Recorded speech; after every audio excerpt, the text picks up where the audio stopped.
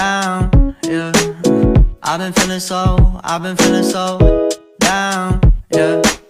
Can you tell me why? Can you tell me why? Bismillahirrahmanirrahim. Assalamualaikum warahmatullahi wabarakatuh. Yang terhormat kepada Bapak Dr. Hasan SEMSC dan teman-temanku yang saya sayangi dan banggakan. Pada mata kuliah Bank dan Lembaga Keuangan ini, izinkan kami dari kelompok 4 untuk memaparkan judul di bab 11 ini dengan judul Koperasi dan Simpan Pinjam.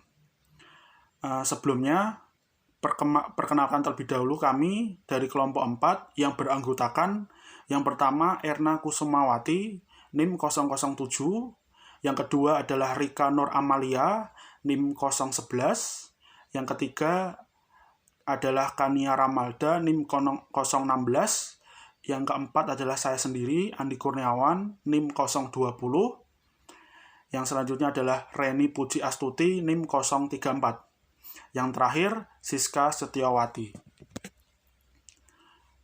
Baik, kepada Bapak yang terhormat dan teman-temanku sekalian, untuk mengawali presentasi kali ini, kami menyampaikan berkaitan pengertian koperasi simpan pinjam.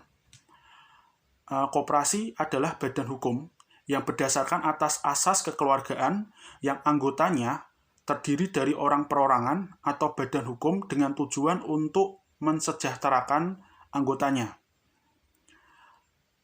Dan koperasi simpan pinjam merupakan salah satu lembaga keuangan, bukan bank, yang bertugas memberikan pelayanan masyarakat berupa pinjaman dan tempat penyimpanan uang bagi masyarakat.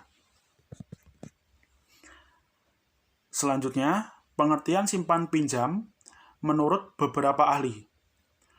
Menurut Melayu, SP Hasibuan, simpan pinjam merupakan suatu transaksi yang memungut dana dalam bentuk pinjaman dan menyalurkan kembali dalam bentuk pinjaman kepada anggota yang membutuhkan.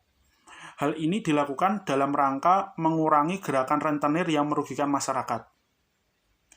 Terus, yang selanjutnya, menurut Nini Widianti, simpan pinjam merupakan suatu usaha yang melakukan pembentukan modal melalui tabungan para anggotanya secara teratur dan terus-menerus, kemudian dipinjamkan kembali kepada para anggota dengan cara yang mudah, murah, cepat, tepat, untuk tujuan produktif dan kesejahteraan.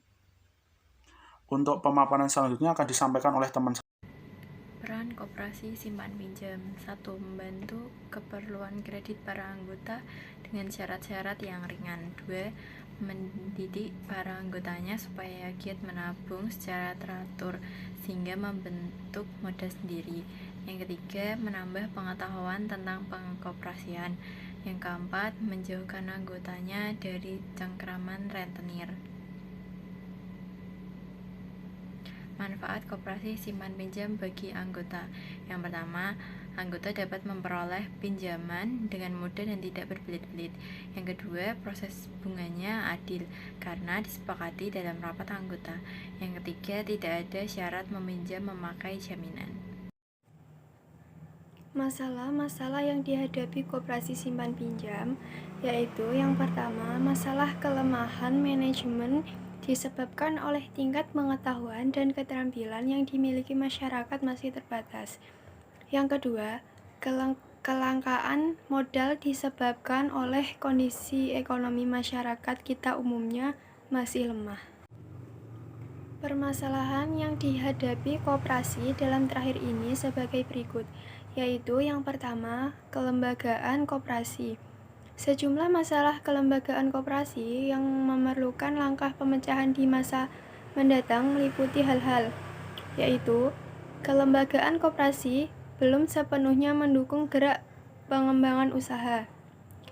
Alat perlengkapan organisasi koperasi belum sepenuhnya berfungsi dengan baik. 2. Usaha koperasi. Dalam pelaksanaan usaha, koperasi masih belum sepenuhnya mampu mengembangkan kegiatan di berbagai sektor perekonomian karena 1. Belum memiliki kemampuan memanfaatkan kesempatan usaha yang tersedia.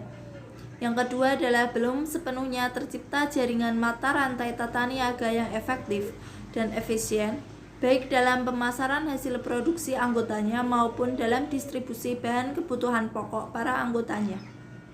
Yang ketiga adalah terbatasnya modal yang tersedia, khususnya dalam bentuk kredit dengan persyaratan lunak untuk mengembangkan usaha, terutama yang menyangkut kegiatan usaha yang sesuai dengan kebutuhan anggota di luar kegiatan program pemerintah. Yang ketiga adalah aspek lingkungan. Aspek lingkungan yang terdiri dari kondisi ekonomi, politik, sosial, dan budaya tidak dapat dilepaskan dari proses pengembangan koperasi. Di satu pihak kondisi tersebut dapat memberikan kesempatan, di pihak lain dapat menimbulkan hambatan bagi perkembangan koperasi. Adapun kondisi lingkungan yang dapat diidentifikasikan sebagai berikut.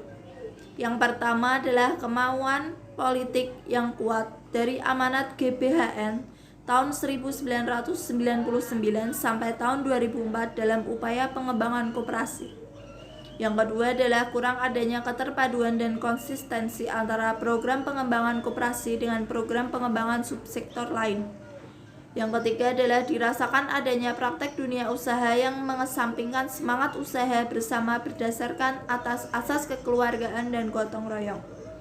Yang keempat adalah masih adanya sebagian besar masyarakat yang belum memahami dan menghayati pentingnya berkoperasi sebagai satu pilihan untuk meningkatkan pendapatan dan kesejahteraan. Saya akan menjelaskan tentang solusi untuk mengatasi permasalahan yang dihadapi koperasi saat ini. Salah satu upaya untuk mengatasi masalah tersebut adalah dengan melakukan reportasi peran koperasi yang secara mandiri dilakukan oleh koperasi dan pengusaha kecil. Keikutsertaan pemerintah dalam program ini dibatasi hanya sebagai fasilitator dan regulator melalui suatu mekanisme yang menempatkan koperasi dan usaha kecil sejajar dengan perusahaan-perusahaan milik swasta dan perusahaan milik pemerintah. Strategi tersebut merupakan langkah yang perlu ditempuh berdasarkan pemikiran bahwa dengan program ini memungkinkan permasalahan yang dihadapi koperasi dapat ditangani sekaligus. Dalam hal ini, selain koperasi memiliki kesempatan untuk eksis dalam usaha-usaha yang selama ini seakan diharamkan untuk koperasi, seperti dalam pengelolaan hutang dan ekspor impor. Oke, yang selanjutnya adalah pola reposisi peran koperasi. Yang pertama, kemampuan menciptakan posisi pasar dan pengawasan harga yang layak. Yang kedua, kemampuan koperasi untuk menghimpun dan menanamkan kembali modal dengan cara menumpukan modal anggota. Yang ketiga, penggunaan sarana dan prasarana yang tersedia secara optimal untuk mempertinggi efisiensi. Yang keempat, terciptanya keterampilan teknis di bidang produksi, pengolahan, dan pemasaran yang tidak mungkin dapat dicapai oleh anggota secara sendiri-sendiri. Yang kelima, pembebanan risiko dari anggota kepada koperasi sebagai satu unit usaha yang selanjutnya kembali ditanggung secara bersama oleh anggotanya. Yang keenam, pengaruh dari koperasi terhadap anggota yang berkaitan dengan perubahan sikap dan perilaku yang lebih sesuai dengan tuntutan perubahan lingkungan. Baik, terima kasih teman-teman. Cukup sekian presentasi dari kami. Apabila ada kesalahan dalam pengucapan dan penyampaian materi, kami mohon maaf. Wabillahi taufik wal hidayah. Wassalamualaikum warahmatullahi wabarakatuh.